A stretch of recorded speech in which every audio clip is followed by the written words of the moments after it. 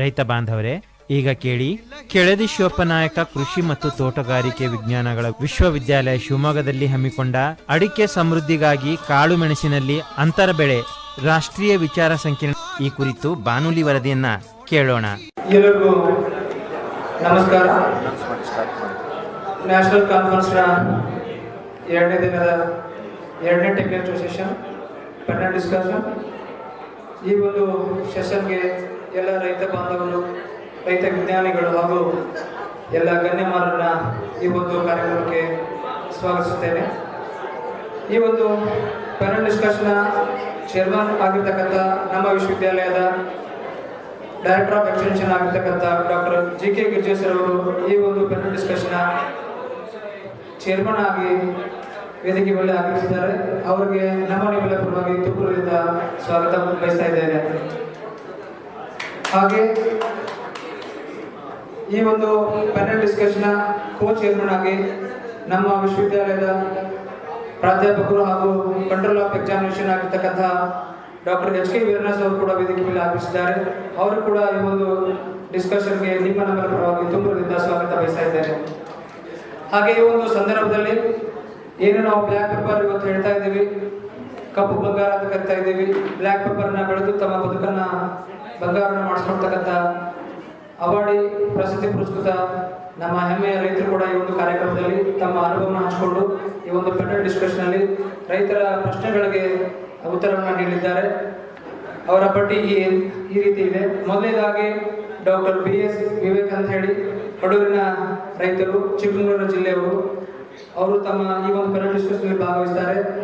ಹಾಗೆ ಇನ್ನೋರ್ವ ರೈತ ಮಿತ್ರರು ಆಗಿರ್ತಕ್ಕಂಥ ಶ್ರೀ ಮೊಹಮ್ಮದ್ ಅಮಾನುಲ್ಲಾ, ಸಾಗರ ತಾಲೂಕಿನ ಶಿವಮೊಗ್ಗ ಜಿಲ್ಲೆಯ ನಮ್ಮ ಹೆಮ್ಮೆಯ ಅವಾರ್ಡಿ ರೈತರು ಕೂಡ ಹೌದು. ಅವರು ಕೂಡ ಈ ಕಾರ್ಯಕ್ರಮದಲ್ಲಿ ತಮ್ಮ ಉದ್ದೇಶಿಸಿ ಮಾತನಾಡಿದ್ದಾರೆ.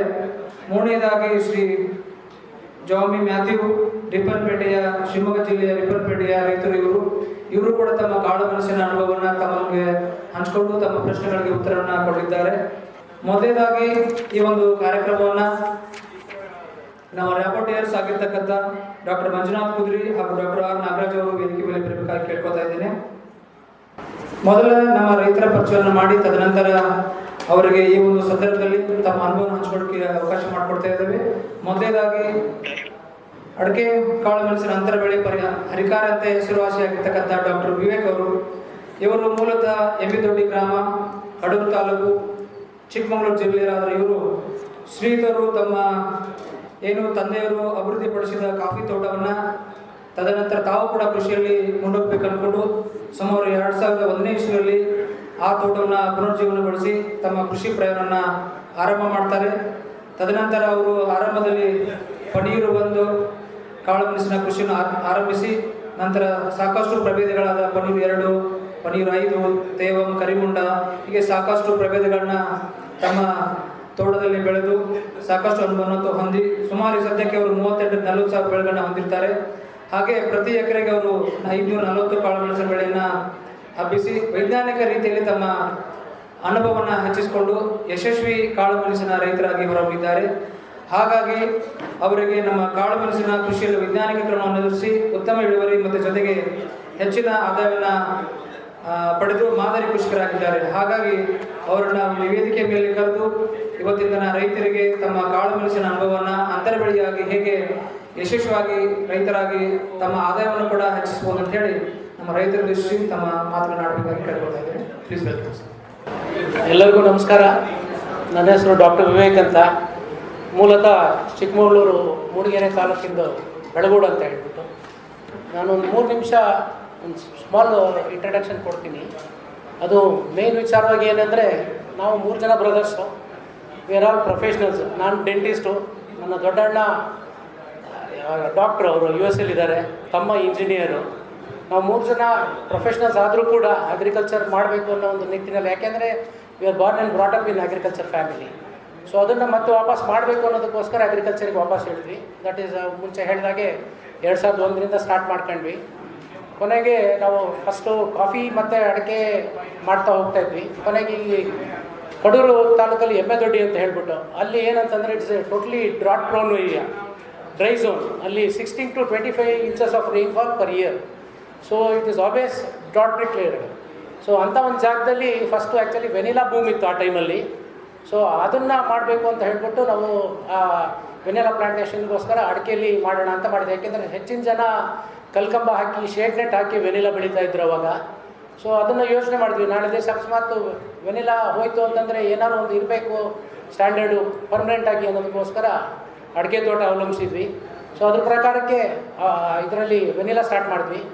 ಅದ್ರ ಜೊತೆಗೆ ನಾವು ಏನು ಮಾಡಿದ್ವಿ ಅಂದರೆ 3 ಜನ ಬ್ರದರ್ಸ್ ಆಗಿದ್ದರಿಂದ ಫೈನಾನ್ಷಿಯಲಿ ಆಗಲಿ ನಾವು ವರ್ಕಿಂಗ್ ಸಪೋರ್ಟ್ ಆಗಲಿ ಎಲ್ಲದಕ್ಕೂ ಒಂದಕ್ಕೊಂದು ಒಬ್ರಿಗೊಬ್ರಿಗೆ ಹೊಂದಾಣಿಕೆ ಇರೋದ್ರಿಂದ ಈ ಒಂದು ಸ್ಟೇಜಲ್ಲಿ ನಾನು ಇವತ್ತಿನ ದಿವಸ more than A dentist agriculturist ಆಗಿ ನಿಲ್ಲಕ್ಕೆ ಅವಕಾಶ ಆಗಿದೆ.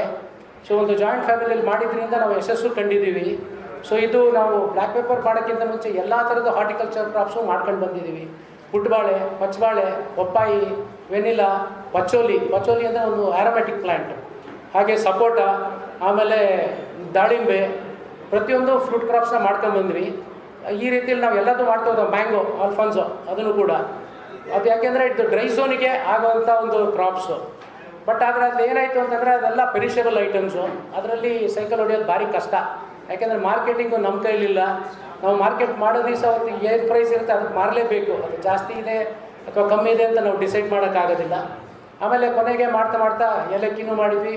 Ultimately we landed with black pepper ಮಾಡ್ಕೊಳ್ತಾ ಬಂದಾಗ it was a good crop. ಅದರಲ್ಲಿ ನಮಗೆ ಅಲ್ಲಿ ನೀರಿನ ಚಾಲೆಂಜ್ ಆಗಿದ್ದರಿಂದ we have gone only with drip irrigation. ನಮಗೆ ಬೋರ್ವೆಲ್ಲೇ main source of water. So ಅದರಲ್ಲಿ ಅವಲಂಬಿಸ್ಬಿಟ್ಟು ಬ್ಲ್ಯಾಕ್ ಪೆಪ್ಪರ್ ಸ್ಟಾರ್ಟ್ ಮಾಡಿದ್ವಿ. So in the year 2016-17 we got the IPC award for the best pepper farmer of India. So ಅದರಲ್ಲಿ ನಾವು ಹೇಳಬೇಕು ಅಂತಂದರೆ maybe one of the highest ever crop in the ವರ್ಲ್ಡೇ ಇರ್ಬೋದು. Almost 12,350 kgs per hectare we have reap. So that was a very good thing. ಅದಕ್ಕೆ especially ಏನಂತಂದರೆ 9x9 spacing ನಮ್ಮದು areca ಇರೋದು ಅದರಲ್ಲಿ. So it will come to almost 540 plants per acre. ಸೊ ಅದು ನಮ್ಮಲ್ಲಿ ಹ್ಯುಮಿಡಿಟಿ ಕ್ರಿಯೇಟ್ ಮಾಡಬೇಕು, ಯಾಕೆಂದರೆ ನೀರು ಚೆನ್ನಾಗಿ ಹೊಡೆದ್ಬಿಟ್ಟು ಕ್ರಿಯೇಟ್ ಮಾಡಬೇಕು ಡ್ರೈ ಝೋನಲ್ಲಿ. ಸೊ ಹಾಗಾಗಿ ನಾವು ಕಂಟಿನ್ಯೂಸ್ ಡ್ರಿಪ್ಪು ವರ್ಷದಲ್ಲಿ ಹೆಚ್ಚು ಕಮ್ಮಿ 10-11 ತಿಂಗಳು ಲೆಕ್ಕ ಅಂತಲೇ ಇಟ್ಕೊಳ್ಳಿ. ಯಾಕೆಂದರೆ ಅಲ್ಲಿ ಡ್ರಾಟ್ ಪ್ರೋನ್ ಏರಿಯಾ ಅದು. ಸೊ ಕಂಟಿನ್ಯೂಸ್ ಇರಿಗೇಷನ್ನು, ಯಾಕೆಂದರೆ ನಾವು ಮಾಡಿರೋಂಥದ್ದು ನಾನ್ ಟ್ರೆಡಿಷನಲ್ ಝೋನಲ್ಲಿ it is totally out of the way. ನಾವೇ ಆ ಏರಿಯಾಗೆ ಇನ್ಫ್ಯಾಕ್ಟು ಬ್ಲ್ಯಾಕ್ ಪೆಪ್ಪರ್ನ ಇಂಟ್ರೊಡ್ಯೂಸ್ ಮಾಡ್ತೀವಿ ಅಂತ ಹೇಳ್ಬೋದು. ಸೊ ಆವಾಗ ನಮಗೆ water was the main constraint, plus electricity ನಮಗೆ ಇರಲೇ ಇಲ್ಲ.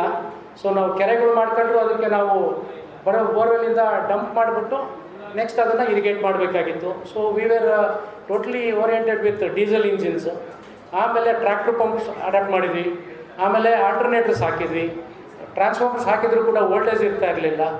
ಆಮೇಲೆ ಇದು ಡೀಸೆಲ್ ಇಂಜಿನ್ಸು ಸಪ್ರೇಟಾಗಿ ಅಡಾಪ್ಟ್ ಮಾಡಿದ್ವಿ. ಕೊನೆಗೆ we started with solar irrigation.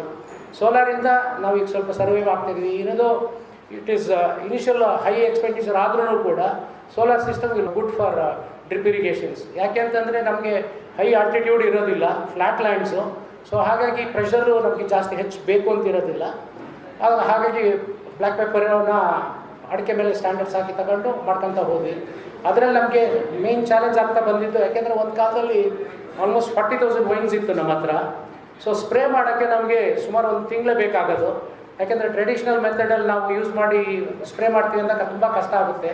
So ಅವಾಗ ನಾವು ನಮ್ಮದೇ ಒಂದು ರೀತಿಲಿ ಒಂದು ಟ್ರ್ಯಾಕ್ಟ್ರಿಗೆ 3,000 ಲೀಟರ್ಸು ಒಂದು ಟ್ಯಾಂಕರ್ನ ಹಾಕ್ಬಿಟ್ಟು, ಇದು ವಾಟರ್ ಟ್ಯಾಂಕ್ಸ್ ಏನು ಬರುತ್ತೆ 3,000 ಲೀಟರ್ಸ್, ಅದಕ್ಕೆ ನಾವು ಒಂದು ಲಂಬಾರ್ಡಿನಿ ಇಂಜಿನ್ನು ಎಲ್ಲರಿಗೂ ಗೊತ್ತು, ಕ್ರಾಂಪ್ಟನ್ ಕ್ರೀವ್ಸು 3 ಪಿಸ್ಟನ್ ಇಂಜಿನ್ನು, ಅದಕ್ಕೆ 4 ಮೇನ್ ಲೈನ್ಸ್ ಹಾಕ್ಬಿಟ್ಟು ಅದಕ್ಕೆ 8 ಲಾನ್ಸಸ್ ಹಾಕ್ಬಿಟ್ಟು ಪರ್ ಡೇ 2 ಯೂನಿಟಿಂದ ಈ ಥರದ್ರಲ್ಲಿ 90 barrels ಆಫ್ ಮೆಡಿಸಿನ್ಸ್ ಪ್ರತಿ ದಿವಸ ಇವರಿಗೆ ಹೊಡಿತಾ ಇದ್ವಿ. ಹಾಗಾಗಿ we could achieve that target. ಯಾಕೆ ಅಂತಂದರೆ ಸ್ಪ್ರೇ ಮಾಡ್ತೀವಿ ಅಂದ ತಕ್ಷಣ ನಾವು ಟೈಮ್ಲಿ ಇರಿಗೇಷನ್ ಅಥವಾ ಟೈಮ್ಲಿ ಸ್ಪ್ರೇ ಮಾಡೋದು ಇಟ್ಸ್ ವೆರಿ ವೆರಿ ಇಂಪಾರ್ಟೆಂಟ್.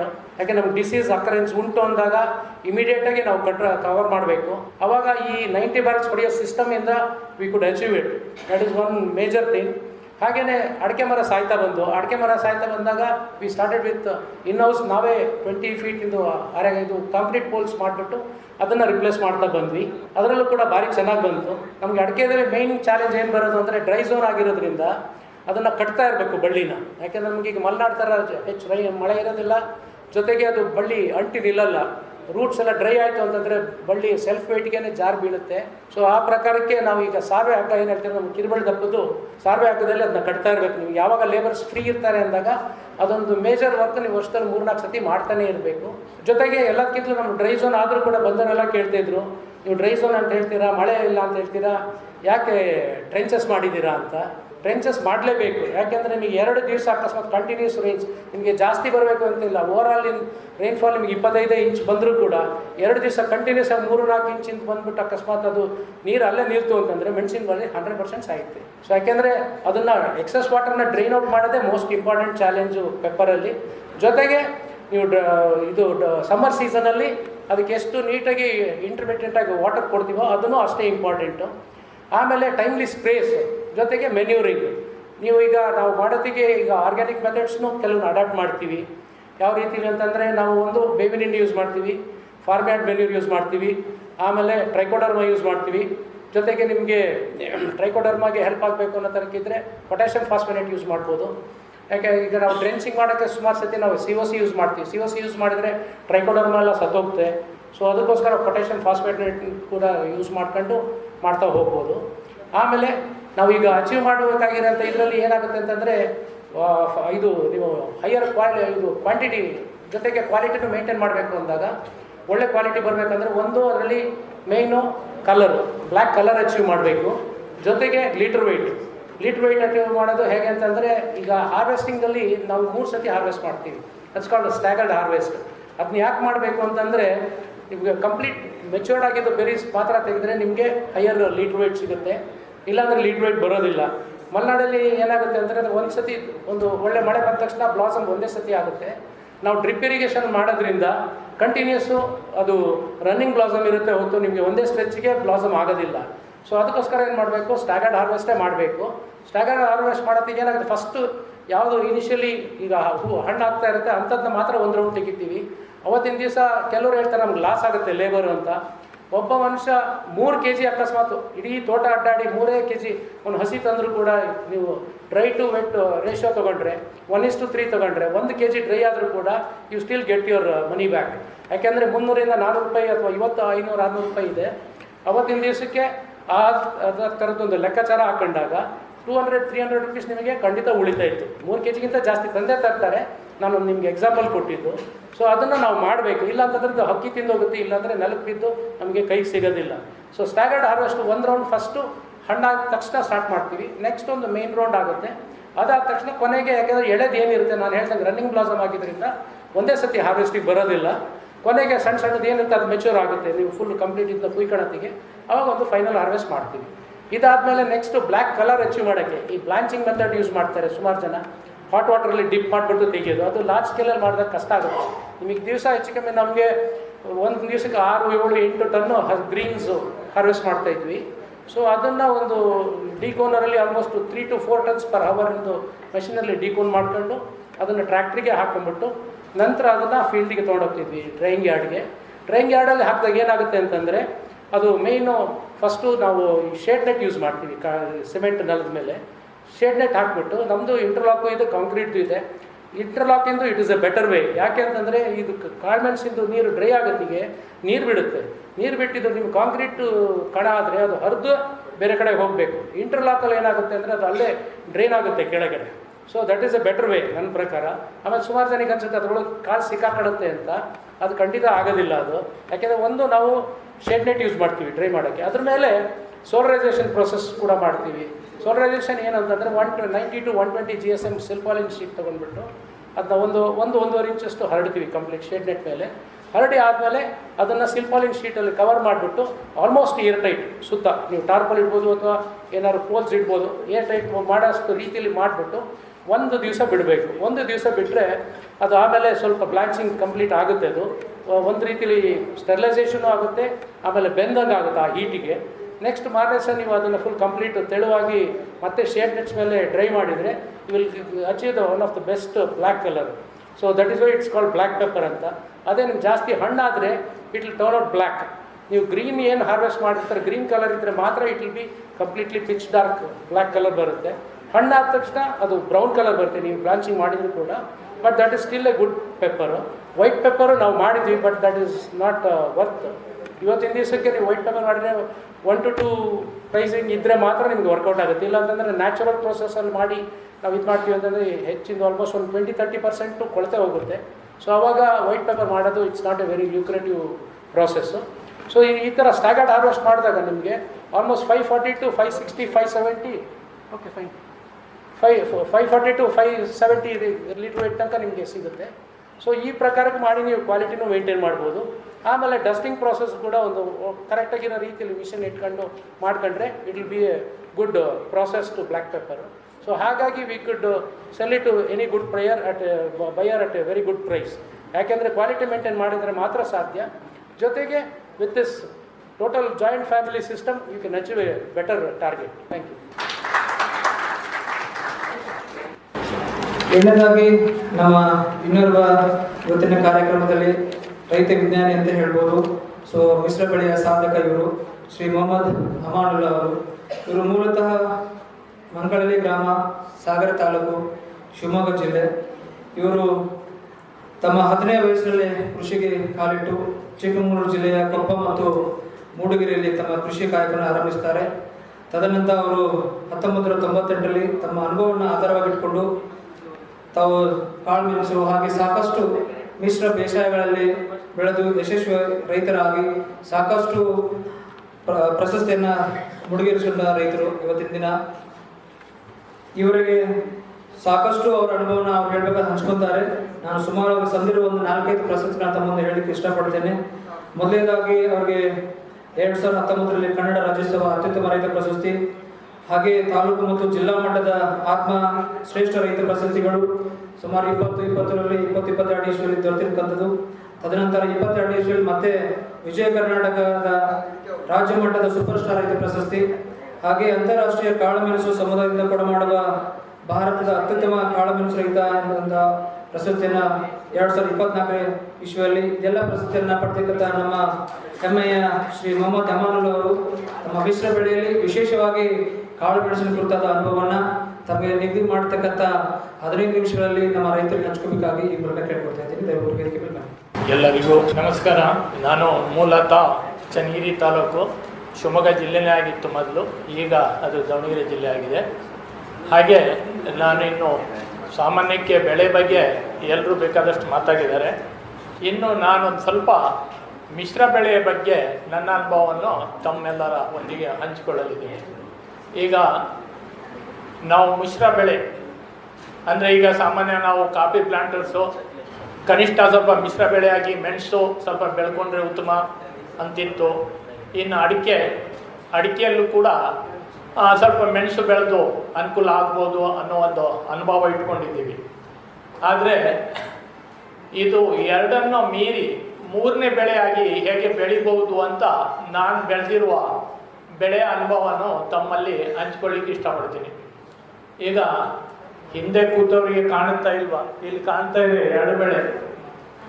ಇದನ್ನು ಈ ಬೋರ್ಡು ನಾವೆಲ್ಲರೂ ಮನಸ್ಸು ಮಾಡಿದರೆ ಒಂದು 2-3 ವರ್ಷದೊಳಗೆ ಚೇಂಜ್ ಮಾಡಿ 3ನೇ ಬೆಳೆ ಬರುವ ಹಾಗೆ ಮಾಡ್ಬೋದು.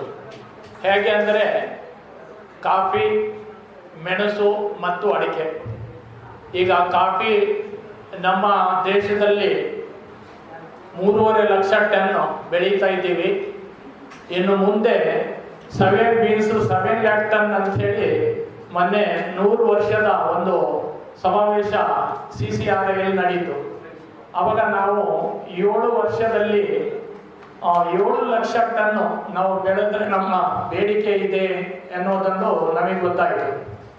ಹಾಗಾದ್ರಿಂದ ನಾವೀಗ ಮೆಣಸು, ಅಡಿಕೆ ಬಗ್ಗೆ ಬೇಕಾದಷ್ಟು ಮಾತಾಡಿದ್ದಾರೆ. ನಾನೊಂದು ಸ್ವಲ್ಪ ಕಾಫಿ ಬಗ್ಗೆ ಮಾತಾಡೋಕ್ಕೆ ಇಷ್ಟಪಡ್ತೀನಿ. ಈ ಉದಾಹರಣೆಗೆ ಬೇಡಿಕೆ ಇರುವಂಥದ್ದು 3.5 ಲಕ್ಷ ಟನ್ನಿಂದ 7 ಲಕ್ಷ ಟನ್ ಅಂದರೆ ಡಬಲ್. ಈಗೇನು ನಾವು ಬೆಳೀತಾ ಇದ್ದೀವಿ ಇದರ ಡಬಲ್ ಬೆಳೆದ್ರು ಕೂಡ ನಮಗೆ ಬೇಡಿಕೆ ಇದೆ. ಈಗ ಅಡಿಕೆ ತೋಟ ನಾವು ಮಾಡಿದ್ದೀವಿ. ಈಗಾಗಲೇ ನಮ್ಮ ದೇಶದಲ್ಲಿ ಸುಮಾರು ರಾಜ್ಯಗಳಲ್ಲಿ ಅಡಿಕೆ ಬ್ಯಾನ್ ಆಗಿದೆ ಅಂತೆ. ಈ ವರ್ಷ ಮಳೆ ಜಾಸ್ತಿಯಾಗಿ ಸಾಮಾನ್ಯ ಅಡಿಕೆ ಬೆಳೆ 30-40% 50% ಕುಂಠಿತ ಕಂಡರೂ ಕೂಡ ಸಾಮಾನ್ಯ ಮೊದಲಿದ್ದ ರೈಟ್ ಇಲ್ಲ, ಈಗ ದಿಢೀರ ರೈಟ್ ಕುಸಿತಾ ಇದೆ, ಆಮೇಲೆ ಕೇಳ್ತಾನೂ ಇಲ್ಲ. ಹೀಗೆ ಮುಂದೊಂದು ದಿನ ನಮಗೆ ಅಡಿಕೆ ಬ್ಯಾನೆ ಅಂತ ಆದರೆ ಆಗದೆ ಇರಲಿ ಪ್ರಶ್ನೆ ಬೇರೆ. ನಾವಿಲ್ಲೆಲ್ಲ ಸ್ವಲ್ಪ ಶಿವಮೊಗ್ಗ ಆಗಲಿ ನಮ್ಮ ಸುತ್ತಮುತ್ತ ಕಾಫಿ ತೋಟ ಬಿಟ್ಟರೆ ಚೆನ್ನಾಗಿ ಆದಾಯ ಬರ್ತಾ ಇರೋದು ಅಡಿಕೆ. ಈ ಅಡಿಕೆ ಬೆಲೆ ಏನಾದರೂ ಕುಂಠಿತ ಕಂಡು ಬಿಟ್ರೆ ನಾವು ಎಲ್ಲ ನಮ್ಮ ಏನು ಆರ್ಥಿಕವಾಗಿ ನಾವು ಇದ್ದೀವಿ ಇದು ಭಾಳ ನಾವು ಕಷ್ಟ ಅನುಭವಿಸ್ಬೇಕಾಗ್ತದೆ. ಈ ಕಷ್ಟ ಅನುಭವಿಸುವ ಮೊದಲೇ ನಾವು ಎಚ್ಚೆತ್ತುಕೊಂಡು ಮೂರನೇ ಬೆಳೆಯಾಗಿ ಕಾಫಿ ಸಾಮಾನ್ಯ ಮಲೆನಾಡಲ್ಲೇ ಬೆಳೀತಾರೆ ಅಂತಾಗಿತ್ತು, ಇಲ್ಲ ಈ ಕಡೆನೂ ಬರುತ್ತೆ. ಉದಾಹರಣೆಗೆ ನಿಮಗೆ 1993 ನಮ್ಮ ಇಂಡಿಯನ್ ಕಾಫಿ ಬೋರ್ಡ್ನವರು ಒಂದು 3 ಜನ ಲೆಸನ್ ಆಫೀಸರ್ಗಳಿಗೆ ಸಾಗರಕ್ಕೆ ಹಾಕಿದ್ರು. ಕಾರಣ ಬೇಡಿಕೆ ಇದೆ, ವಿಸ್ತರಣೆ ಮಾಡಿ ಕಾಫಿ ಅಂತ ಹೇಳಿ. ಅವರು ಹೆಚ್ಚು ಕಡಿಮೆ ಒಂದು 5-6 ವರ್ಷ 7 ವರ್ಷ ಅಲ್ಲಿ ಇದ್ರು, ಕೆಲಸ ಮಾಡ್ತಾ ಇದ್ರು. ಕಡೆಗೆ ಸಾಗರ ಏರಿಯಾದಿಂದ ಸಿರ್ಸಿ ಏರಿಯಾದಿಂದ ಕಾಫಿ ಹೋಗ್ಲಿಲ್ಲ. ಅದಕ್ಕೆ ಕಾಫಿ ಬೋರ್ಡ್ನಿಂದ ಒಂದು ರಿಮಾರ್ಕ್ ಹಾಕಿದ್ರು, ನೀವು 6-7 ವರ್ಷ ಆಗಿದೆ ಅಲ್ಲಿ ಕಾಫಿ ಬರ್ತಾ ಇಲ್ಲ, ನೀವೇನು ಮಾಡ್ತಾ ಇದ್ದೀರಿ ಅಂತ. ಕಾಫಿ ಹೋಗ್ಲಿಲ್ಲ ಇಲ್ಲಿಂದ. 7 ವರ್ಷ ಬೀಜ ತಂದು ಕೊಟ್ಟರು, ಎಲ್ಲ ಮಾಡಿ ಆಯಿತು, ಕಾಫಿ ಹೋಗ್ಲಿಲ್ಲ.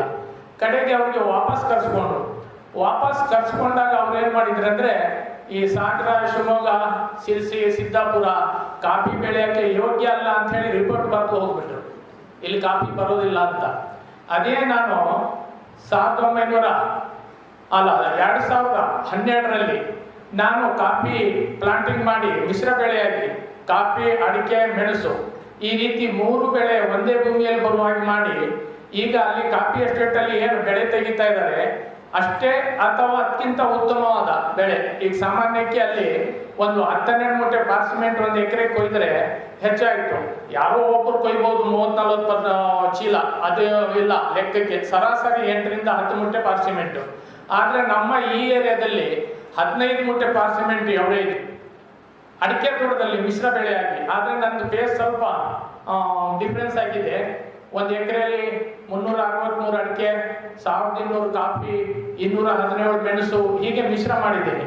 ಆದರೆ ಅದು ನಾನು ತೋಟ ಮಾಡಬೇಕಾದ್ರೆ ಪ್ರತ್ಯೇಕಗೊಳಿಸಿ ಮಿಶ್ರ ಬೆಳೆ ಮಾಡಿದ್ದು. ಕಾರಣ ರೈತರು ನಾವು ಒಂದೇ ಬೆಳೆ ಮೇಲೆ ನಿರ್ಧಾರ ಆಗಬಾರ್ದು ಅನ್ನೋ ಉದ್ದೇಶಕ್ಕೆ ನಾನು ಮಾಡಿದ್ದು. ಕಾರಣ ಅದಕ್ಕೂ ಇದೆ, ನನ್ನ ವಯಸ್ಸಲ್ಲಿ ಸಿಕ್ಕಂಥ ಅನುಭವ. 1972ರಲ್ಲಿ ಈಗಿರುವ ಅಡಿಕೆ ತೋಟದ 1-2% ಕೂಡ ಅಡಿಕೆ ಇರಲಿಕ್ಕಿಲ್ಲ 72ರಲ್ಲಿ.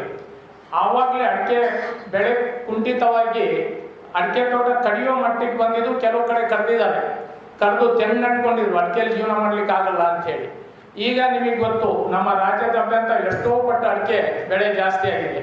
ಈಗ ಏನಾದರೂ ಬೆಳೆ ಕುಂಠಿತ ಆಗ್ಬಿಟ್ರೆ ಬಹಳ ಕಷ್ಟ ಅನ್ನೋದು ಒಂದು. ಅದೇ ರೀತಿ ಕಾಫಿ ಪ್ಲಾಂಟರ್ಸ್ಗಳು ಸಾಮಾನ್ಯಕ್ಕೆ ಆರ್ಥಿಕವಾಗಿ ನಾವು ಹಾಗೆ ಅಡಿಕೆ ಬೆಳೆಗಾರರಿದ್ದೀವ ಅದೇ ರೀತಿ ಇದ್ರು. 2001ರಲ್ಲಿ ಕಾಫಿ ಬೆಲೆನೂ ಬಹಳ ಕುಸಿತ ಕಂಡು ಬಹಳ ತೋಟನೇ ಮೇಂಟೈನ್ ಮಾಡೋಕೆ ಆಗದ ಪರಿಸ್ಥಿತಿಯಲ್ಲಿ ಬಂದಿತ್ತು. ಇದನ್ನು ನನ್ನ ಅನುಭವದಲ್ಲಿ ಇಟ್ಕೊಂಡು ನಾವು ಒಂದೇ ಬೆಳೆ ಮೇಲೆ ಯಾಕೆ ನಿರ್ಧಾರ ಆಗಬೇಕು, ನಾವು ಒಂದೇ ಭೂಮಿಯಲ್ಲಿ 2-3 ಬೆಳೆ ಯಾಕೆ ಮಾಡಬಾರ್ದು ಅನ್ನೋ ಲೆಕ್ಕಾಚಾರದಲ್ಲಿ ನಾನು ಪ್ಲಾಂಟಿಂಗ್ ಮಾಡಿದ್ದು. ಅದರಲ್ಲಿ ನಾನು ಪ್ಲಾಂಟಿಂಗ್ ಮಾಡಿದ್ರಲ್ಲಿ 4-5 ತೇರಿಯಲ್ಲಿ ಮಾಡಿದ್ದೀನಿ. ಸಾಮಾನ್ಯಕ್ಕೆ ಅಡಿಕೆ, ಮೆಣಸು, ಕಾಫಿ. ಅಡಿಕೆ ಜಾಸ್ತಿ ಬಯಸರಿಗೆ ಒಂದು ಥರ, ಅಡಿಕೆ ಕಡಿಮೆ ಬೇಯಿಸಿ ಮೆಣಸು, ಕಾಫಿ ಬೆಳೆಯೋರಿಗೆ ಒಂದು ಥರ. ಹೀಗೆ 3 ಥರದಲ್ಲಿ ನಾನು ಬೆಳೆ ಮಾಡಿ 3-4 ಥರದಲ್ಲೂ ಮಾಡಿದ್ರು ಕೂಡ ಸಕ್ಸಸ್ ಆಗಿದೆ. ಒಂದು, ಇನ್ನು ಕಾಫಿ ಬೇಡಿಕೆ ಇರುವಂಥದ್ದಾದ್ರಿಂದ ಈಗ ಕಾಫಿ ಎಸ್ಟೇಟಲ್ಲಿ ಏನು ಬೆಳೀತಾ ಇದ್ದಾರೋ ಅವ್ರಿಗಿಂತ ನಾವು ಈ ಕಡೆ ಅಡಿಕೆ ತೋಟ ನಮ್ಮ ಸಿರ್ಸಿ, ಸಿದ್ದಾಪುರ, ಸಾಗರ, ಇಲ್ಲಿ ಶಿವಮೊಗ್ಗ, ಭದ್ರಾವತಿ, ಚನ್ನಗಿರಿ, ಬಯಲುಸೀಮೆ ಸಮಾಜ, ಚಿತ್ರದುರ್ಗದವರೆಗೂ ಕಾಫಿ ಬೆಳೀತಾ ಇದ್ದಾರೆ ಅತಿ ಉತ್ತಮವಾಗಿ. ಡಾಕ್ಟರ್ ಪ್ರಶಾಂತ್ ಅಂತ ಹೇಳಿ ಅವರು ಚಿತ್ರದುರ್ಗದ ಹತ್ರ ಸುಲೇಖನ ಫಾರಂ ಅಂತ ಮಾಡಿದ್ದಾರೆ. ಅಲ್ಲಿ ಅವರು ಕಾಫಿ, ಕಾಳುಮೆಣಸು, ಅಡಿಕೆ ಈ ರೀತಿ ಮಾಡಿದ್ದಾರೆ. ಹಾಗಾಗಿ ನಮಗೆ ತಿಳಿದ ಮಟ್ಟಕ್ಕೆ, ನಾನು ನೋಡಿದ ಮಟ್ಟಕ್ಕೆ ನಮ್ಮ ಈ ಭಾಗದಲ್ಲಿ ಈ 3 ಬೆಳೆ ಅತ್ಯುತ್ತ. ಅಡಿಕೆ ಅಂತೂ ಎಲ್ಲರಿಗೂ ಗೊತ್ತಿದೆ, ಇದರ ಜೊತೆಯಲ್ಲಿ ಕಾಫಿ ಮತ್ತು ಕಾಳುಮೆಣಸು ಅತಿ ಉತ್ತಮವಾಗಿ ಬರುತ್ತೆ. ಹಾಗಾದ್ರಿಂದ ನಾವೆಲ್ಲ ರೈತರು ಅಡಿಕೆ ಬೆಲೆ ಕುಂಠಿತದ ಹೆದರಿಕೆ ಇಲ್ಲದೆ ನಾವು ಮೊದಲೇ ಎಚ್ಚೆತ್ತುಕೊಂಡು ಕಾಫಿ ಮತ್ತು ಮೆಣಸು ಅಳವಡಿಸಿದಾಗ ನಮ್ಮ ಆದಾಯನೂ ಉತ್ತಮಗೊಳ್ತದೆ, ಆರ್ಥಿಕವಾಗಿ ನಾವು ಮುಂದರಿಬಹುದು ಅಂತ ಹೇಳಿಕ್ಕೆ ಇಷ್ಟಪಡ್ತೀನಿ. ಒಂದು. ಎರಡನೇದು, ಕಾಫಿ ತೋಟದಲ್ಲಿ ಕಾಫಿ ಬೆಳೆ ಬೆಳಿಬೇಕಾದ್ರೆ ಅವರಿಗೆ, ನಾನು ಕಾಫಿ ತೋಟದಲ್ಲಿ ಇದ್ದೀನಿ, ಅಲ್ಲೂ ತೋಟ ಮಾಡ್ತಾ ಇದ್ದೀನಿ, ಅಲ್ಲಿಂದ ಶ್ರಮ ಇಲ್ಲಿ ನಮಗೆ ಕಡಿಮೆ. ಹೇಗೆ ಅಂತ ಹೇಳಿದ್ರೆ ಅಲ್ಲಿ ನೆರಳು ಬೇಕು, ನೆರಳಿಗೋಸ್ಕರ ಕಾಡ್ಮರ ಬೆಳೆದು ಅದನ್ನ ಮರ ಕಸಿ ವರ್ಷಕ್ಕೊಂದ್ಸಲ ಮರ ಕಸಿ ಮಾಡಬೇಕು, ಇಲ್ಲಾಂದ್ರೆ ಇಳುವರಿ ಬರುವುದಿಲ್ಲ. ಈ ಸಮಸ್ಯೆಗಳೆಲ್ಲ ಇದಾವೆ. ನಮಗೆ ಕಾಫಿ ಅಡಿಕೆ ನೆರಳೆ ಸಾಕು, ನಮ್ಗೆ ಯಾವ ಮರ ನೆಡಬೇಕಾದ ಅವಶ್ಯಕತೆ ಇಲ್ಲ, ಯಾವ ಮರ ಕಸಿ ಮಾಡಬೇಕಾದ ಅವಶ್ಯಕತೆಯೂ ಇಲ್ಲ. ನಮಗೆ ಸಾಮಾನ್ಯಕ್ಕೆ ಈಗ ನಾವು ಮೊದಲು ಅಂದಾಜು ಮಾಡಿ ನಟ್ಟಂಥದ್ದು ಈಗ ಆಗದೆ ಹೋದ್ರೆ, ಅಡಿಕೆ ತೋಟ ಮಾಡಿದವರಿಗೆ ಆಗದೆ ಹೋದ್ರೆ ಸಾಮಾನ್ಯಕ್ಕೆ ಒಂದು ಅರ್ಧ ಎಕರೆ ಕಾಫಿ ತೋಟದಲ್ಲಿ ಅಲ್ಲಿ ಏನು ಬೆಳೀತಾರೆ ಅಷ್ಟಂತೂ ಖಂಡಿತವಾಗಿ ನಾವು ಬೆಳಿಬಹುದು. ಹೇಗೆ ಅಂತಾದ್ರೆ, ನಾವು ಸಾಲು ಬಿಟ್ಟು ಸಾಲು ಟ್ರೆಂಚ್ ಮಾಡಲೇಬೇಕು ಮೆಣಸು ನಡೋದಾದ್ರೆ.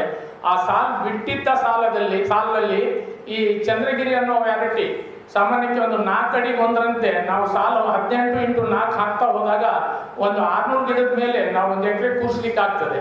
ಹಾಗೆ ನಮ್ಮ ಬೇಡಿಕೆಯು ಈಗೇನವರು ಹೇಳಿದ್ದಾರೆ ಆ ಪ್ರಕಾರ ನಮ್ಮ ಬೇಡಿಕೆ ಇರುವಂತ ಬೆಳೆ 7 ಬೀನ್ಸು 7 ಲಾಕ್ ಟನ್ನು ನಮಗೆ 7 ವರ್ಷ ಟೈಮ್ ಕೊಟ್ಟಿದ್ದಾರೆ. ನಾವೆಲ್ಲ ಮನಸ್ಸು ಮಾಡಿ ಈ ಕಡೆಯವರೆಲ್ಲ ಬೆಳೆದ್ರೆ ನಾವು 7 ವರ್ಷ ಬೇಡ, 5 ವರ್ಷದಲ್ಲಿ ಆ ಗುರಿ ಮುಟ್ಟಬಹುದು, ಮತ್ತೆ ರೈತರ ಆರ್ಥಿಕತೆಯನ್ನು ಹೆಚ್ಚಿಸ್ಕೋಬಹುದು ಅಂತ ಹೇಳ್ತಾ ತಮ್ಮೆಲ್ಲರಿಗೂ ವಂದಿಸುತ್ತಾ ನನ್ನ ಮಾತು ಮುಗಿಸ್ತೇನೆ. ಎಲ್ಲರಿಗೂ ನಮಸ್ಕಾರ. ತಮ್ಮ ಅನುಭವವನ್ನು ಹಂಚ್ಕೊಂಡಿರ್ತಕ್ಕಂಥ ಅಮಾನುಲ್ ಅವರಿಗೆ ಧನ್ಯವಾದಗಳು. ಈಗ ಮೂರನೇದಾಗಿ ನಮ್ಮ ಇನ್ನೋರ್ವ ಕೃಷಿಯಲ್ಲಿ ಸಾಧನೆ ಮಾಡಿರ್ತಕ್ಕಂಥ ಜೋಮಿ ಮ್ಯಾಥ್ಯೂಸ್ ಅವರು, ಇವರು ಕೂಡ ವೈವಿಧ್ಯಮಯ ಕಾಳುಮೆಣಸಿನ ತಳಿಗಳ ಬೆಳೆಗಾರ ಅಂತ ಕೂಡ ಹೇಳಲಿಕ್ಕೆ ಇಷ್ಟಪಡ್ತೀನಿ. ಇವರು ಮೂಲತಃ 1969 ಕೇರಳ ಎರ್ನಾಕುಲಂ ಜಿಲ್ಲೆಯ ಬತಾನಿ ಕಾಡಿನಲ್ಲಿ ಜನಿಸ್ತಾರೆ. ಅವರು ತಂದೆ ಕೂಡ ಕೃಷಿ ಇಲಾಖೆಯಲ್ಲಿ ಉಪನಿರ್ದೇಶಕ ಕೆಲಸವನ್ನು ಮಾಡಿ ನಿವೃತ್ತಿ ಹೊಂದಿದರು. ಅವರ ಮಗನಾಗಿ ಇವರು ಕೂಡ ಕೃಷಿಯಲ್ಲಿ ತಮ್ಮ ಕಾಯಕವನ್ನು ಆರಂಭ ಮಾಡಿ ಸಾಕಷ್ಟು ಅಂತರ ಬೆಳೆಯನ್ನು ಬೆಳೆದು ವಿಶೇಷವಾಗಿ ಕಾಳು ಬೆಳೆಸಲು ಎಲ್ಲಷ್ಟು ಸಾಧನೆ ಮಾಡಿರ್ತಾರೆ. ಹಾಗಾಗಿ ಅವರು ಕೂಡ ಸಾಕಷ್ಟು ಪ್ರಶಸ್ತಿಗಳು ಬಂದಿರ್ತವೆ. ಅದರಲ್ಲಿ 2020 ಇಸ್ವಿಯಲ್ಲಿ ಬಂದಿರತಕ್ಕಂಥದ್ದು ಅಂತಾರಾಷ್ಟ್ರೀಯ ಕಾಳು ಮೆಣಸು ಸಮುದಾಯದಿಂದ ನೀಡಲಾದ ಅತ್ಯುತ್ತಮ ಕಾಳು ಮೆಣಸು ರೈತ ಪ್ರಶಸ್ತಿ. ಹಾಗೆ 2021 ಇಸ್ವಿಯಲ್ಲಿ ಭಾರತೀಯ ಕೃಷಿ ಸಂಶೋಧನಾ ಮಂಡಳಿಯಿಂದ ಪ್ರಶಸ್ತಿಯನ್ನು ಕೂಡ ಪಡೆದಿದ್ದು, 2023 ಇಸ್ವಿಯಲ್ಲಿ ಭಾರತೀಯ ಮಸಾಲೆಗಳ ಸಂಘವು ಅತ್ಯುತ್ತಮ ನವೀನ ರೈತ ಸುಗಂಧಶ್ರೀ ಪ್ರಶಸ್ತಿ ನೀಡಿ ಗೌರವಿಸಿದೆ. ಹೀಗೆ ಇವಳು ಬೆಳೆದಿರ್ತಕ್ಕಂಥ 4 ಕರಿಮೆಣಸು ಪ್ರಭೇದಗಳನ್ನು ಗುರುತಿಸಿ ಭಾರತ ಸರ್ಕಾರದ ಸಸ್ಯ ತಳಿಗಳ ಸಂರಕ್ಷಣೆ ಹಾಗೂ ರೈತರ ಹಕ್ಕುಗಳ ಪ್ರಾಧಿಕಾರದ ಅಡಿಯಲ್ಲಿ ನೋಂದಾಯಿಸಲಾಗಿದೆ. ಹೀಗೆ ಇವರು ತಮ್ಮ ಅನುಭವವನ್ನು ಈ 10 ನಿಮಿಷಗಳ ಕಾಲದಲ್ಲಿ ನಮ್ಮ ರೈತರಿಗೆ ಹಂಚ್ಕೋಬೇಕಾಗಿ ಈ ವೇದಿಕೆ ಮೂಲಕ ತಮ್ಮನ್ನು ಕೇಳಿಕೊಳ್ತಾರೆ. ಎಲ್ಲರಿಗೂ ನಮಸ್ಕಾರ. ನಾನು ನಿನ್ನೆ ಬೆಳಗ್ಗೆ ಈ ಸೆಮಿನಾರ್ ಅಟೆಂಡ್ ಮಾಡಲಿಕ್ಕಾಗಿ ಮನೆಯನ್ನು ಹೋಗ್ತಾ ಇತ್ತು, ರೆಡಿ ಮಾಡ್ತಾ ಇತ್ತು. ಆವಾಗ ನನ್ನ ಫ್ರೆಂಡ್ ಒಬ್ಬರು ಫೋನ್ ಮಾಡಿದ್ರು, ಒಂದು 5 ನಿಮಿಷ ಕೊಡ್ತೀರ, ನಾನು ನನ್ನ ನೇಬರ್ ಇಮಿಡಿಯೇಟ್ ನೇಬರೇ ಬರ್ತೀನಿ ಮಾತಾಡೋದಿತ್ತು. ಆಯ್ತು ಬನ್ನಿ ಹೇಳಿದ್ರು. ಅವ್ರು ಬಂದು ಅವ್ರ ಜೊತೆ ಅವ್ರದ್ದು ಫ್ರೆಂಡ್ ಒಬ್ಬರಿದ್ರು. ಅವರು ತುಂಬ ನನ್ನ ಪತಿ ಇರೋಲ್ಲ, ಆದರೆ ಅವರು ತುಂಬ ಫೇಮಸ್ ಆಗಿರೋಬ್ರೆ ಮತ್ತೊಂದು ಫೀಲ್ಡಲ್ಲಿ. ಇವರು ನನ್ನೊಂದು ಅಡ್ವೈಸ್ ಬೇಕಿದ್ದರು. ಅವರು ಚನ್ನಗಿರಿಯವರೇ, ಅಡಕೆ ತೋಟ ಹೋದ ಅದರಲ್ಲಿ ಕಾಳು ಮೆಣಸು ಮಾಡಬೇಕು. ನಾನು I invited him for the seminar. He might have come, I have not seen him. ಕೊನೆಗೆ ನಾನು ಹೇಳಿದ್ರು ನಾಳೆನೇ ಬನ್ನಿ, ಎಲ್ಲ ಅಡ್ವೈಸ್ ಎಲ್ಲ ಸಿಗುತ್ತೆ. ಕೊನೆಗೆ ಇವರು ನನ್ನ ಹತ್ರ ಒಂದು ಅಡ್ವೈಸ್ ಅಂದರೆ he asked about some farmers who are doing pepper very well in this area, Channagiri, Shimoga area. I thought of some names, but I could not. I mentioned our Mariappanavurdu ಹೆಸರು mention ಮಾಡಿದ್ರು. ಅವರು ಇತ್ತು ಬೆಳಗ್ಗೆ, ಈಗ ಇಲ್ಲ, ಕಾಣ್ತಾ ಇಲ್ಲ. So like we have thousands and thousands of acres and lakhs of areca trees simply lying vacant without black pepper. It's a huge opportunity lost. It's a literally it's a waste. ಈಗ ನಾನು ತುಂಬ ಸ್ಟ್ಯಾಂಡರ್ಡ್ಸಲ್ಲಿ ಕಾಳುಮೆಣಸು ಮಾಡ್ತಾ ಇದ್ದೀನಿ. ಅಡಕೆ ಮರ ಮತ್ತು ತೆಂಗು, ರಬ್ಬರು, ಸುಬ್ಬಾಬೂಡು ಮತ್ತು ಸಿಲ್ವರ್ ಓಕು, ಗ್ಲರಿ ಸೀಡಿಯಾ, ಸಿಲ್ಕಿ ಕಾಟನು ಮತ್ತು ಪಯ್ಯಾನಿ, ಧೂಪ ಎಲ್ಲದರಲ್ಲಿ ನಾನು ಒಂದೊಂದು ಕಡೆ ಮಾಡ್ತಾ ಇದ್ದೇನೆ. ಅದರಲ್ಲಿ ಬೆಸ್ಟ್ ಸ್ಟ್ಯಾಂಡರ್ಡ್ ಅಂದರೆ areca nut, especially Shivamogga district areca nut. Best standard. ಯಾಕಂದರೆ ನಮ್ಮ ಶಿವಮೊಗ್ಗ ಡಿಸ್ಟಿಕಲ್ಲಿ ಒಂದು ಈಗ ಕೊಡಗು ಮತ್ತು ಚಿಕ್ಕಮಗಳೂರಿಗೆ ಎಲ್ಲ ಕಂಪೇರ್ ಮಾಡುವಾಗ ವೆದರ್ ಸ್ವಲ್ಪ ಡಿಫ್ರೆಂಟು, ಟೆಂಪರೇಚರ್ ಸ್ವಲ್ಪ ಜಾಸ್ತಿ, ಡ್ರೈ ವೆದರು, ಶೇಡ್ ಬೇಕು, 50 to 60% ಶೇಡ್ ಬೇಕೇ ಬೇಕು. ಫುಲ್ ಓಪನ್ ಮಾಡಿದರೆ ತೋಟ ಸತ್ತು ಹೋಗೋದು, 1 ವರ್ಷಕ್ಕೆ ಹೋಗುತ್ತೆ. So areca nut best micro climate provide ಮಾಡ್ತಾ ಇರುತ್ತೆ. ಸೊ ಮತ್ತೊಂದು ಅರಕೆನಟ್ಟಲ್ಲಿ ನಾವು ಮತ್ತು ಇಂಕ್ರಿಮೆಂಟಲ್ ಕಾಸ್ಟ್ ಏನೂ ಇಲ್ಲ, ಅಂದರೆ ಪ್ಲಾಂಟೇಶನ್ ರೆಡಿ ಉಂಟು. So you have to provide drainage is not the provide drainage, then get the plants and plant it and forget it ಅಷ್ಟೇ. ತುಂಬ ಇಂಕ್ರಿಮೆಂಟಲ್ ಕಾಸ್ಟ್ ಏನೂ ಇಲ್ಲ. ಆದರೆ ಇನ್ಕಮ್ ನನ್ನ ಎಕ್ಸ್ಪೀರಿಯನ್ಸ್ ಅಂದರೆ, ನಾನು ಫಸ್ಟು ಅರಕೆನಟ್ಟು 1997 ಇಲ್ಲ ಪ್ಲಾಂಟೇಶನ್ ಮಾಡಿದ್ರು. 4th year itself pepper introduce ಮಾಡಿದ್ರು. So by 7th year 8th year I could get good income from both pepper and areca nut. And for the last 20 years, from around 2005 to 2025, I was getting good yield. Arakanattalli around 8 to 10 quintals per acre chali, ರಾಶಿ ಹಿಡಿ. ಮತ್ತು ಪೆಪ್ಪರಲ್ಲಿ 6 to 7 quintals per acre. ಅದೊಂದು average yield. ಅಂದರೆ ತುಂಬ ಜನ ಈಗ ರಾಘವೇಂದ್ರ ಕೊಂತಾರೆ, ಸಂದೀಪ್ ಇದ್ದಾರೆ, ಅವ್ರ ಕೈಲಿ ಇದಕ್ಕಿಂತ ಜಾಸ್ತಿ ಸಿಗ್ತಾ ಇರೋದು. ನಮ್ಮ doctor Vivek 50 quintal per acre ಅರಕೆನಟ್ಟಲ್ಲಿ. So possibility is there. So 5 to 6 quintals or 6 to 7 quintals very easy to achieve. So double ಆಯಿತು. ಇವತ್ತು ರೈಟಲ್ಲಿ 700 rupeesಲ್ಲಿ 5 lakhs ಆಯಿತು. ಮತ್ತು ಜಾಸ್ತಿ ರೈಟ್ ಸಿಗ್ಬೋದು. ಈಗ ನಮ್ಮ ವಿಶ್ವೇಶ್ವರ ಭಟ್ರು ನನ್ನ ಹತ್ರ ಹೇಳ್ತಾ ಇತ್ತು, ನಿಮ್ಮದು white paper last year white paper ಕೊಡಿ, ಇವತ್ತು ನಾನು 1000+ rupees ಹಾಕಿ ಕೊಡ್ತೀನಿ ಅಂತ ಹೇಳಿದ್ರು ಅವರು. ಮತ್ತು ಬ್ಲ್ಯಾಕ್ ಪೇಪರ್ ಕೊಡಿ 550 ರೂಪಾಯಿ ಹಾಕಿ ಕೊಡ್ತೀನಿ, 750 rupees ಹಾಕಿ ಕೊಡ್ತೀನಿ ಅಂತ. So there are buyers to buy it. ಅಂದರೆ ಬೆಸ್ಟ್ ಕ್ವಾಲಿಟಿ ಮಾಡಿ ಮಾರ್ಕೆಟ್ ರೇಟಿಗಿಂತ ಒಂದು 10 to 20% ಜಾಸ್ತಿ they will buy, provided you should have the quality. Quality ಅಂದರೆ ಒಂದು ಸೈಜು, ಒಂದು ಕಲರು ಮತ್ತು ಲೀಟರ್ ವೆಯ್ಟು. ವೈಟ್ ಪೇಪರ್ ಅಂದರೆ ಕಲರ್ ಚೆನ್ನಾಗಿರಬೇಕು, ಸ್ಮೆಲ್ ಇರಬಾರ್ದು, ಸೈಜ್ ಇರಬೇಕು. ಮತ್ತು ವೆರೈಟಿಗಳು, ನಾನು ಅಡಕೆ ತೋಟದಲ್ಲಿ ಸುಮಾರು ಎಲ್ಲ ವೆರೈಟಿಗಳು ಮಾಡಿರೋದವನ್ನೇ. ನನ್ನ ಎಕ್ಸ್ಪೀರಿಯನ್ಸಲ್ಲಿ ಬೆಸ್ಟ್ ವೆರೈಟಿ ಅಂದರೆ P2. ಅದರಿಂದ ಫೀಚರ್ಸು ಸ್ವಲ್ಪ ಶೇಡ್ ಲವಿಂಗು, ಸ್ವಲ್ಪ ವಾಟರ್ ಲವಿಂಗು, ಮತ್ತು ಜಾಸ್ತಿ ಸ್ಪೇಸ್ ತಗೊಳ್ಳಲ್ಲ, 11ಕ್ಕೆ ಸ್ವಲ್ಪ ಕಮ್ಮಿ space. So alternate year bearing. ಮತ್ತು ಫೈಟೋಥೋರಾಗಿದ್ದು ಮ್ಯಾಕ್ಸಿಮಮ್ ಟಾಲರೆನ್ಸ್ ನಾನು ನೋಡಿದ್ದು P2 ಅಲ್ಲಿ. So P2 best variety. Then P1 ಕೂಡ ಮಾಡ್ಬೋದು, P9, ದೆನ್ ವಿಜಯ್ ಮಾಡ್ಬೋದು. ಮತ್ತು ಲೋಕಲ್ ವೆರೈಟಿಯಲ್ಲಿ ಅರಕೊಳಮುಂಡ ಒಂದು ವೆರೈಟಿ ಉಂಟು, ತುಂಬ ಚೆನ್ನಾಗಿರೋದು ಒಂದು ವೆರೈಟಿನೇ. ನಮ್ಮ ವಿಶ್ವೇಶ್ವರ ಭಟ್ರು ಅದಕ್ಕಿಂತ ಇವತ್ತು 800 rupees ಕೊಡ್ತಾರೆ ಅವರು, ಬೇರೆ ಅದೇ ವೆರೈಟಿ, ಅಷ್ಟು ಚೆನ್ನಾಗಿರೋದು ವೆರೈಟಿನೇ. ಒಂದ್ಸರಿ ಅವ್ರು ನನ್ನ ತೋಟಕ್ಕೆ ಬರುವಾಗ ಆವಾಗ ಕಾಳುಮೆಣಸು ರೇಟ್ 300 ರೂಪಾಯಿಗೆ ಒಳಗೆ ಇತ್ತು. ಇದು ನಾನೊಂದು ಸಪ್ರೇಟಾಗಿ ಅರಕೊಳಮುಂಡ ಪ್ರೋಸೆಸ್ ಮಾಡಿದ್ದು. ತಕ್ಷಣ ಅವರು 400 rupees ಕೊಟ್ಟು, 300 rupees ಇತ್ತು ಮಾರ್ಕೆಟ್ ರೇಟು, 100 ರೂಪಾಯಿ ಹೆಚ್ಚಿಗೆ ಕೊಟ್ಟು ತಗೊಂಡಿದ್ರು. ಅದೇ ಅಷ್ಟೊಂದು ಕ್ವಾಲಿಟಿ ಇರೋದೊಂದು ವೆರೈಟಿನೇ ಅದು. ಸೊ ಇದೇ ಥರ ವೆರೈಟಿಗಳು ಮಾಡ್ಬೋದು. ಮತ್ತು ನಾನು ಕಲ್ಚರ್ ಪ್ರಾಕ್ಟೀಸ್ ಬಗ್ಗೆ ಹೆಚ್ಚಿಗೆ ನಾನು ಎಕ್ಸ್ಪ್ಲೈನ್ ಮಾಡಲ್ಲ, ವೇಣುಗೋಪಾಲ್ ಸರ್ ಎಲ್ಲರೂ ಹೇಳಿದ್ದಾರೆ ಸೇಮ್ ಪ್ರಾಕ್ಟೀಸು. ಮತ್ತು ಪ್ರೋಸೆಸಿಂಗ್ ಬಗ್ಗೆ ಈಗ ವಿಶ್ವೇಶ್ವರ ಭಟ್ರು ಕೂಡ ಹೇಳಿದ್ರು, ಒಂದು ಪ್ರೋಸೆಸ್ ಬಗ್ಗೆ ಒಂದು ಹೇಳಬೇಕನ್ನು. ನನ್ನದು ಹಾರ್ವೆಸ್ಟಿಂಗ್ ಯೂಶ್ವಲಿ ಒಂದು 4 to 5 months ಇರುತ್ತೆ, ಡಿಸೆಂಬರ್ ಟು ಮೇ. ಅಂದರೆ ಡಿಸೆಂಬರ್ ತಿಂಗಳಲ್ಲಿ ಕೆಲವು ವೆರೈಟೀಸ್ ಬರುತ್ತೆ, ಮೇನ್ಲಿ ಸಿಗಂದಿನಿ ಎಲ್ಲ ಡಿಸೆಂಬರಲ್ಲಿ ಬರುತ್ತೆ, ಡಿಸೆಂಬರ್ ಬಿಗಿನಿಂಗಲ್ಲಿ ಬರುತ್ತೆ. ಮತ್ತು ಜನವರಿಯಲ್ಲಿ ಅರಕೊಳಮುಂಡಿ, ಬಳ್ಳಂದಮ್ಮನ ಕೆಲವು ವೆರೈಟಿಗಳು ಬರುತ್ತೆ. ಫೆಬ್ರವರಿ ಮಾರ್ಚಲ್ಲಿ Panniyur varieties, ISR varieties major varieties ಬರುತ್ತೆ. ಮತ್ತು ಏಪ್ರಿಲಲ್ಲಿ ISR ತೇವಂ, ನೀಲಮುಂಡಿ ಬರುತ್ತೆ. ಮೇಯಲ್ಲಿ ನೆಕ್ಸ್ಟ್ ಮಂತಲ್ಲಿ ISR ಪಂಚಮಿ, ಐಂಬಿರಿಯನ್ ಮತ್ತು ಪನ್ನೀರ್ 3 ವೆರೈಟಿಗಳು. ಸೊ ಆಲ್ಮೋಸ್ಟ್ 5 months ಕಂಟಿನ್ಯೂಸ್ ಪ್ರೋಸೆಸ್ ಇರುತ್ತೆ. ಮತ್ತು ನಾನಿದು ಫುಲ್ಲು ಬ್ಲಾಂಚಿಂಗ್ ಮಾಡ್ತಾ ಇದ್ದೀನಿ. ಸೊ ಬ್ಲಾಂಚಿಂಗ್ ಅಂದರೆ ನಮ್ಮ ಡಾಕ್ಟರ್ ವಿವೇಕ್ ಅವರು ಹೇಳಿದ್ರು ಸ್ವಲ್ಪ ಪ್ರಾಬ್ಲಮ್ ಅಂತ ಲಾರ್ಜ್ ಸ್ಕೇಲಲ್ಲಿ. ಅಂದರೆ ನನ್ನ ಒಪಿನಿಯನ್ ಲಾರ್ಜ್ ಸ್ಕೇಲಲ್ಲಿ ತುಂಬ ಈಸಿ. ಅಂದರೆ ಅಡ್ವಾಂಟೇಜ್ ಏನಂದರೆ, ಇದು ನಾವು ಒಂದು ದಿನ ಒಂದು 4 to 5 tons ಗ್ರೀನ್ ಪೆಪ್ಪರ್ ಇದ್ದಾಗ ಒಂದು ಕಡೆ ನಮ್ಮ ಡಿಕೋಡಿಂಗ್ ಆಗ್ತಾ ಹೋಗುತ್ತೆ. Same provides 4 to 5 people, extra people. Immediately they will do the blanching separate. Immediately at the same time, in 3 to 4 hours, that also will be completed. ಅದು ಈಗ ಒಂದು ಪುಸ್ತಕ ತೋರಿಸಿದ್ರಲ್ಲ, ಅದರಲ್ಲಿ ಫೋಟೋ ಉಂಟು ನಾನು ಬ್ಲಾಂಚಿಂಗ್ ಮಾಡ್ತಾ ಇರೋದು ಅಂತ, ಅದು ನೋಡ್ಬೋದು. ಸೊ ನನ್ನದೇ ಪ್ರಾಕ್ಟೀಸಸ್ಸು ಅದು immediate. So 3 to 4 hours both the practice will be over, and after that you need only 2 days to get it right. ಸೊ ಅದು ತುಂಬ ಸೇವಿಂಗ್ಸು. ನಾವು ಸೋಲ್ ರೈಸ್ ಮಾಡುವಾಗ ಫಸ್ಟ್ ದಿನ ಸೋಲ್ ರೈಸಿಂಗ್ ಆ್ಯಂಡ್ 3 days 4 days. ಸೊ ಇದು 2 days ತುಂಬ ಲೇಬರ್ ಸೇವ್ ಆಗುತ್ತೆ ಮತ್ತು ಜಾಗ ಅಷ್ಟು ಕಮ್ಮಿ ಸಾಕಲ್ವಾ, ಇಲ್ಲಂದರೆ ಕಣ ಜಾಸ್ತಿ ಬರುವಾಗ ಜಾಸ್ತಿ ಕಣ ಬೇಕು. ಸೊ ತುಂಬ ಸೇವಿಂಗ್ಸ್ ಆಗುತ್ತೆ. ಮತ್ತೊಂದು ಅಡ್ವಾಂಟೇಜ್ ಅಂದರೆ ನಮ್ಮ ವಿಶ್ವೇಶ್ವರ ಭಟ್ರು ಇದ್ದಾರೆ, ಜಾಸ್ತಿ ರೇಟ್ ಸಿಗುತ್ತೆ. So that's another advantage.